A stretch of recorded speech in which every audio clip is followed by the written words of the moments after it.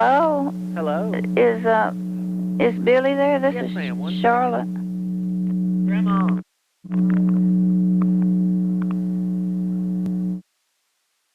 Chaser.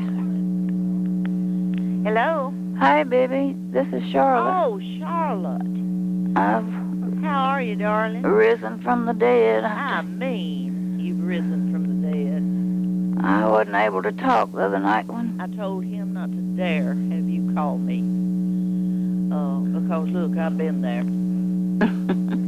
I didn't know it, but Yeah. Randy and Jane turned the phones off when I came out of the hospital.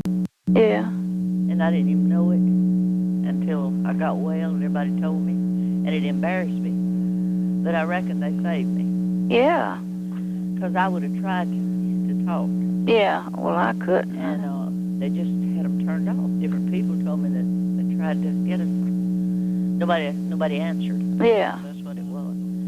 But how are you feeling now? Well, some better. The pain pill they sent me home on just wasn't strong enough, so tomorrow they're gonna Mark's gonna go get my prescription for Meprogan, which is Demerol, and that'll work a little bit. That's what they gave me in the hospital, isn't it? Yeah, probably. Probably. I think. I have a hard time taking pain medicine. But I am so glad that you are able to talk, and I don't want you to overdo it. No, I wanted to call you back. No, I told Mark to tell you no way. And Sophie when she found out about you, she said, I'm going to call her. And she did, and I told her she was here yesterday afternoon, and I said, well, Mark said they didn't even get back from the hospital till Wednesday. Right. I said, well, I bet. She said there wasn't an answer. And I said, well, Sophie, you called the first of the week. She called on the 5th, I think. That was my birthday. Okay. And I went. Charlotte, I forgot it was your birthday. Oh, well, I was in the hospital. But you didn't have no good time on your birthday. But, well, honey, I am so thankful that that's behind you. Oh, me too. Now, what if you had that to look forward to? Well, I dreaded it, but I knew every day that passes had to be done. Yeah. So. I mean, according to what Eva Carolyn told Jerry, that there was a mass around the uterus. Is that right? Well, no. The ureter between the kidney and the bladder. Oh my God. Yeah. See, this all started way back last year, October, November. I kept having a pain in my left side. You've been sick and just wouldn't. Yeah. And. Well, between the urethra. Your ureter. Yeah. That runs between the kidney to the. Well, the way that she told it, or he told it, when they said they did the hysterectomy. They did, didn't they? Well, see, I had a hysterectomy in '72. They just left the ovaries. That poor boy's got it. Oh. Well, sister probably had it messed up. No, I don't imagine. But a man can really mess up something. But they did a partial hysterectomy in '72, but left the ovaries and the tubes. That's to help furnish hormones. And so, before we went to Ohio for Thanksgiving, my doctor ordered an ultrasound to see if they could just find out what the pain was, and that showed a blockage in the ureter. And then he sent me for a CAT scan, and they still couldn't determine what it was that was blocking it. And so the following Friday at work, my pain medicine I was sitting at my desk crying. I couldn't. It was hurting so bad. Exactly did that hurt you? I felt it in my kidney on my left side and down in my groin area. And going to the bathroom, I could just barely go, but it relieved it some. But anyway, so... You were fixing to get into big time. Yeah. So they sent me directly on to the urologist, and he did an IVP, which still they couldn't determine what that mass was. And but the ureter was completely blocked off. That left kidney couldn't drain. So You Yeah. So he Because did. I heard they had a special on news last night. You know, they always have a health watch, and it was about the kidneys and that they are the filter for our body. Yeah, because I had been feeling bad for a long time. It's because all those poisons and stuff. But so that urologist did emergency surgery that afternoon and put a stent in that ureter to make an opening so the kidney could start draining. And then we went to, well, I was sick in Ohio for Thanksgiving. But anyway, so that was on December 7th. You even made it. I know it. That was on December 7th when he put that stent in that ureter, and it's still there. So let me. They didn't take it out. No, I've got to go and have it taken out.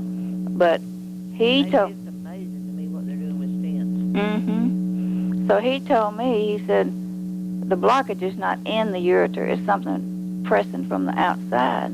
So he sent me to a gynecologist, and he examined me and he said he couldn't feel anything abnormal in the ovaries. So they decided to do an exploratory. It was hard to detect. Yeah, and then when they were putting that stent in the ureter in December, the anesthesiologist told me that I have a hernia, and I said, well, I didn't know that. So on February 1st, they went in and did an exploratory, and they said when they opened me up, they thought I had 3 different doctors, and the urologist and the gynecologist said we both thought it looked like cancer. So they did a biopsy, and it wasn't, but it said it was just hard as cement, and it had attached itself to the ureter and had just strangled it. Now that was what we meant a mass. Yeah. And what he said was attached itself to the uterus. Yeah, but it's the ureter. Okay. But then they called it that mass an endometrioma, a tumor. Yep. Charlotte, I never had never paid any attention to endometritis. Mm-hmm. And a girl, sweet girl, came to work there at Islam. She worked with me several years. I'd say she was 26. She cried every day. Mm-hmm. And couldn't understand what she was talking about. And calling the doctor. And she said that they can't do much about it. They said it would help for me to get pregnant. Well, that's no answer. Oh, no. So she suffered death. And I watched her, see, and I knew she wasn't putting on. It hurt her. And then I've talked with people since then that say it's pretty bad. Oh, yeah. But anyway, so on the 1st, they took out the ovaries, and my fallopian tubes were still there, and removed that mass and repaired an abdominal hernia. So I had a lot done all at one time, but I'm just thankful it's over, and I'm just trying to. Well, and look, just concentrate on getting well. Yeah. Because it sounds like that you're on your way to being in good health. Yeah. And you haven't been for some time. And the urologist said he was expecting to have to go in there and do reconstruct the ureter. He thought it was damaged, but they got that tumor out without any damage to the kidney or ureter. And so I have an appointment with him Monday, and I think he's going to take that stent out in his office. But are you not in constant pain now, are you? Well, pretty constant. I'm having to take those pain pills every 4 hours, but they're sending me something stronger tomorrow. Yeah. So. Well, I'm just glad it's over. I didn't get to keep up to it with you too good, and I'm sorry about that. Well, There's no. so many things that I'm not getting with. You know, I'm just not catching on in time. Well, you've had enough, and I didn't really tell anybody about. You know, Charlotte, I've just last week I thought, hey, Billie, you're feeling better. Yeah. And now that was the first time I suppose in 2 years, and it was such a shock, you know, and I didn't know when exactly that it started. Have you ever been that dumb? Well, and it's not dumb. What it was, I hadn't looked to feel well, and all of a sudden I found myself wanting to work, wanting to put things away and do things that I had not touched, and it was because I wasn't physically able. No, or mentally or emotionally.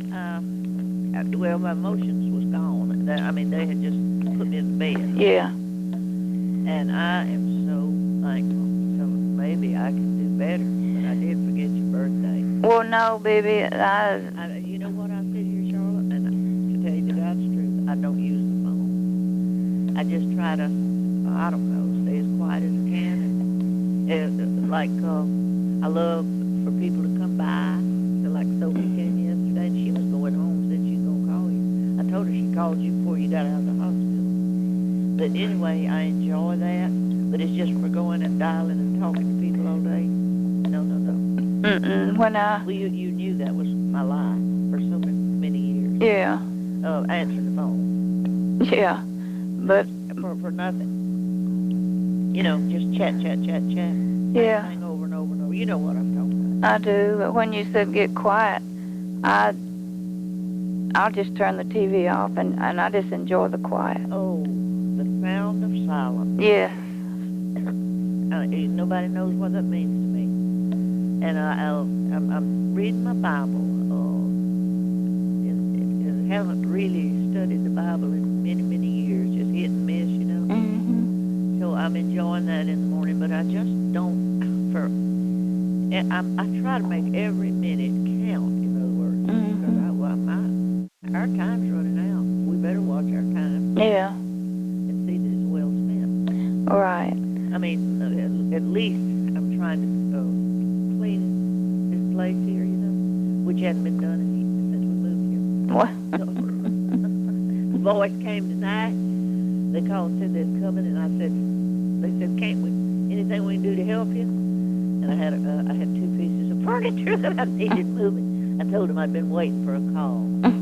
Yeah, I just didn't call anybody to come help me, but sure appreciated them being here and doing that for me. Yeah, well, you've been on my mind, but I didn't want to bother you. No, you're not bothering me, baby. You know I think of you, to tell you the truth, just like I do Reba. Yeah. But you wouldn't know it, because I don't show it. Well, yes, you do. Yeah, but I don't even call Reba. I don't know. I don't call. I don't either. I'm But different. Charlotte, I'll put it this way. I'm just different. well, I guess that makes me different too. So.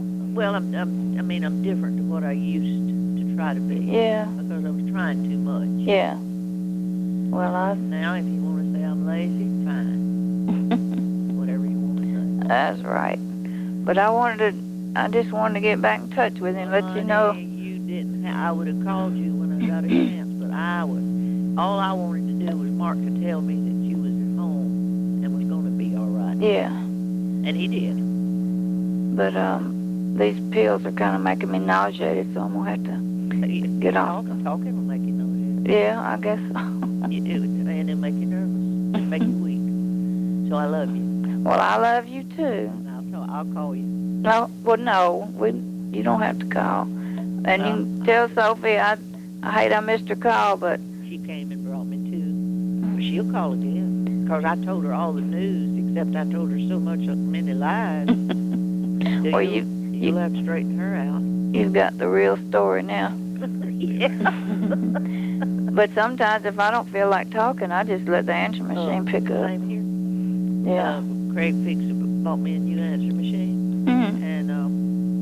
and he asked me a while ago, does it work? That's his voice on it. So I said, does it ever?